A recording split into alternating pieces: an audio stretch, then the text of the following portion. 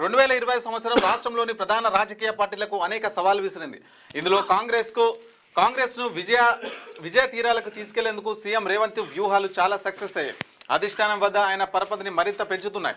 ఇక రాబోయే MPTC, ZPTC, municipal ఎన్నికల్లో సత్తా చాటాలని ఇప్పటి నుంచే పథకాలు రచిస్తున్నారు. మరోవైపు చాలా రోజుల తర్వాత ఫామ్ హౌస్ను వదిలి మీడియా ముందుకు వచ్చిన కేసీఆర్ ఇకపై ప్రజల్లో ఉండనున్నారా?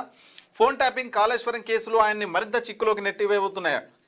పార్టీలో రెండో స్థానాన్ని కాపాడుకునేందుకు కష్టపడుతున్న కేటీఆర్ ఫార్ములా ఈ కార్ రేస్ కేసులో జైలుకు వెళ్లే ఛాన్స్ ఉందనే ప్రచారం జోరుగా సాగుతుంది. మరి కొత్త ఏడాదిలో ఆయన అరెస్టు కానున్నారా? హరీష్ రావు సైతం రాజకీయంగా గడ్డు పరిస్థితులు ఎదుర్కొనే అవకాశాలు ఉన్నాయి. ప్రధానంగా ఫోన్ ట్యాపింగ్ కేసులో అరెస్టు తప్పదని ఇప్పటికే ప్రచారం జరుగుతుంది. నిజంగా ఆయన అరెస్టు కాబోతున్నారా? బీఆర్ఎస్ నుంచి బయటికి వచ్చిన కల్వకుంట్ల కవిత సొంత వ్యూహాలు రచిస్తున్నారు. జనం బాట పట్టి రాజకీయ పార్టీ పెట్టేందుకు కావాల్సిన భూమికని సిద్ధం చేసుకునే పనిలో నిమగ్నమయ్యారు. కొత్త ఏడాదిలో ఆమె ఎలాంటి నిర్ణయం తీసుకోబోతున్నారు? మరోవైపు బీజేపీలో కేంద్ర మంత్రులు కిషన్ రెడ్డి, బండి సంజయ్, మల్కాజ్గిరి ఎంపీ ఈటెల రాజేందర్ ఎవరికి వారే పై చేయి సాధించాలని వ్యూహం రచిస్తున్నారు.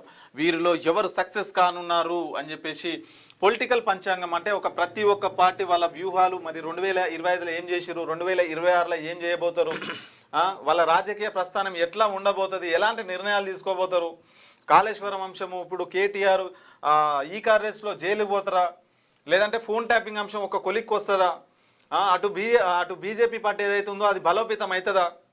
సో ఇవన్నీ కూడా అనాలిసిస్ అయితే కనిపిస్తూ ఉంది. మరి ఎవరి భవిష్యత్తు ఎట్లా ఉండబోతుంది 2026లో అనేది అయితే ఒక ప్రశ్నార్థకంగా మారింది. దిశా పత్రిక ఈ పొలిటికల్ రాజకీయ నాయకుల జాతకం చెప్పింది అన్నట్టు, అంతే. ఇక మంచికి అన్నట్టు ఇలా జాతకం ఎవరెవరు ఎట్లా ఉండబోతారు అని చెప్పేసి జాతకం చెప్పి